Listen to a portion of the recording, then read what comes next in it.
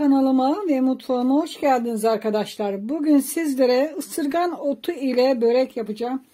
Bakın bunlar benim bahçemden toplamış olduğum ısırgan otlarım. Çok körpeler. Hem sapını hem yapraklarını kullanacağım.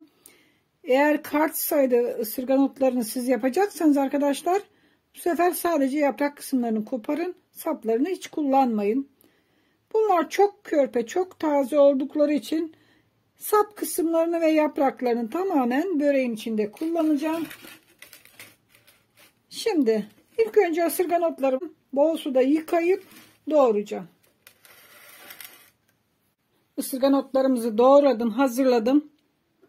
Şimdi üzerine peynir ilave ediyorum. Bu benim sepet peyniri olarak satılır pazarda. Şöyle bir miktar peynir ilave ediyorum. Birazcık tuz atacağım ama fazla atmayacağım. Peynir tuzlu olduğu için arkadaşlar tuzu çıkacaktır. Bir miktar da sıvı yağ döküyorum. Ne kadar? Şöyle yarım çay bardağı kadar sıvı yağ döküyorum. Şimdi koyduğum şöyle hepsini bir yere karıştırıyorum.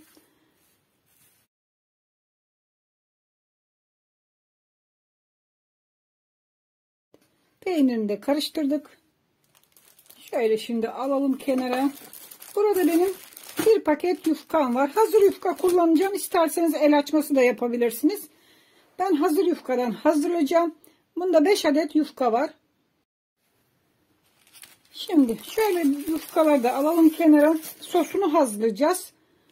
Kabıma alıyorum. Sos için 3 adet yumurta kullanacağız.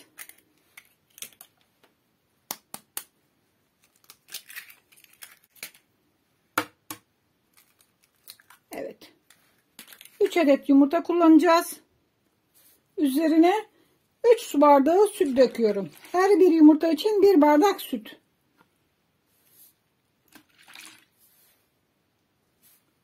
Evet, 3 bardak sütü de döktük. Yarım çay bardağı sıvı yağ dökeceğim. Şöyle ben göz ayarı döküyorum. Siz ölçün arkadaşlar. Sıvı yağını döktüm. Tuz ilave ediyorum. Sosun da kendine ait tuzunu atmamız gerek. Şimdi koyduğum malzemeleri çırpıyorum.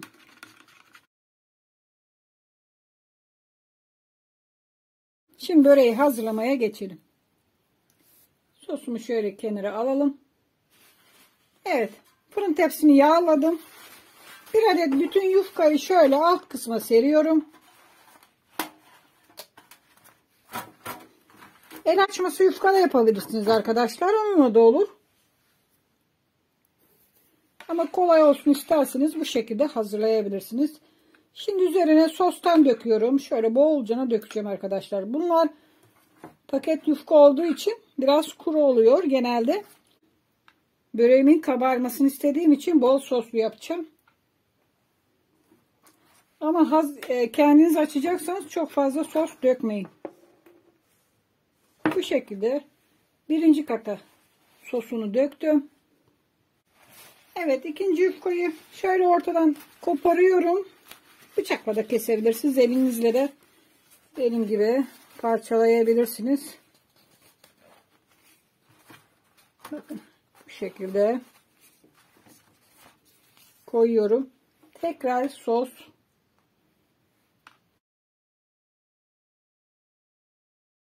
Şimdi diğer yarısını da aynı şekilde koyuyoruz.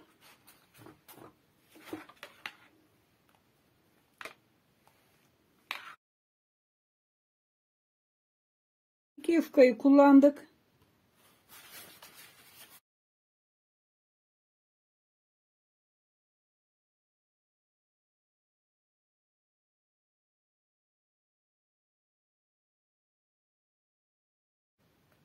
Bol bol döküyorum.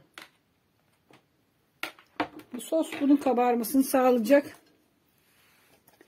Şimdi hazırlamış olduğumuz harcımız, ısırgan otlu harcımızı döküyorum.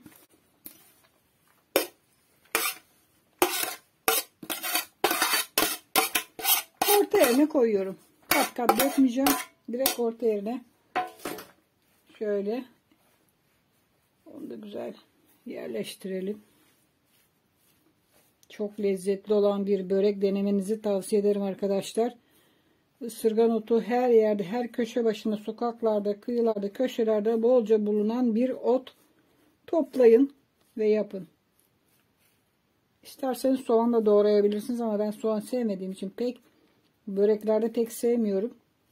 Doğramadım. İsterseniz doğrayabilirsiniz. Bakın bu şekilde her yerine gelecek şekilde ısırgan otunu paylaştırıyorum. Evet. Isırgan otlarını da yaydırdık her tarafına. En üstte yine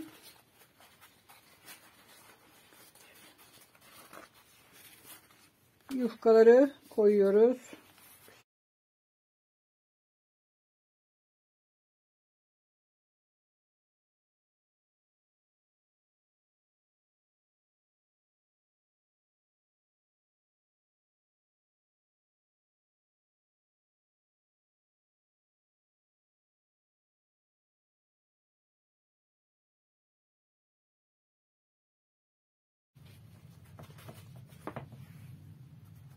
Şimdi şu kenarlarını içe doğru bu şekilde katlıyoruz.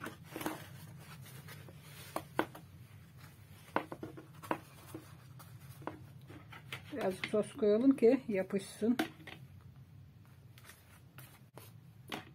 Zaten kalan sosu tamamen üzerine dökeceğim. Bakın bu şekilde içe doğru katlıyoruz.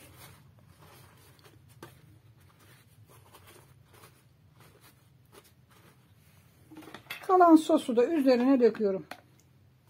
Ben 3 yumurta ve 3 bardak sütten hazırladığımız sos birebir iyi geldi arkadaşlar. Şöyle bolcana.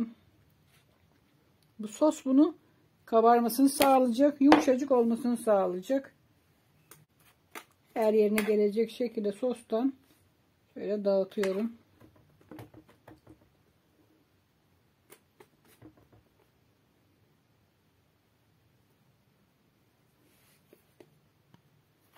Evet, gördüğünüz gibi böreği hazırladık. Şimdi 200 derece fırında pişireceğiz.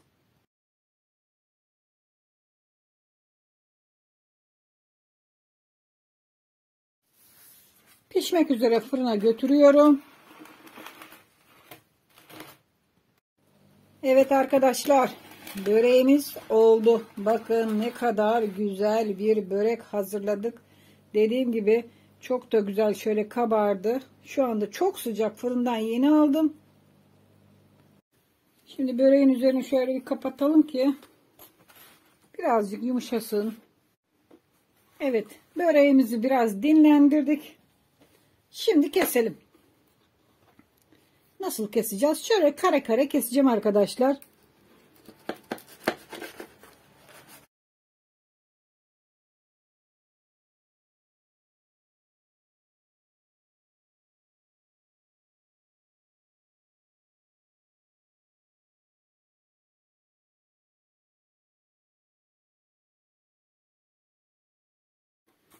Evet, böreği dilimledim. Bir tanesini çıkaracağım. Şöyle ortadaki dilimi şöyle.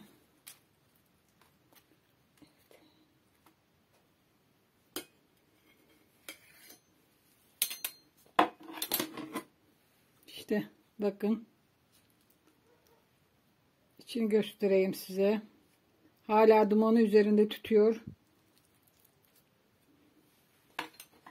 Harika bir börek hazırladık. Isırgan otlu börek. Bakın. Şöyle alt kısmını da göstereyim. Altı da kızarmış. İçinde ısırgan otları. Umarım beğenmişsinizdir. Siz de bu böreği hazırlar yaparsınız. Çok kolay, çok pratik. Dediğim gibi hazır yufkayla hazırladım. Ama isterseniz kendiniz de bu yufkaları açabilirsiniz. O zaman çok fazla sütüyle, sosuyla ıslamayın arkadaşlar. Evet arkadaşlar, tariflerimi beğeniyorsanız beğen tuşuna basın. Kanalıma abone olmadıysanız abone olun. Sosyal medyada tariflerimi paylaşın. Paylaşın ki nefis lezzetli tarifler ailesi günden güne büyüsün, gelişsin. Hoşça kalın, afiyetle kalın. Daha birçok yeni ve güzel tariflerde görüşmek üzere.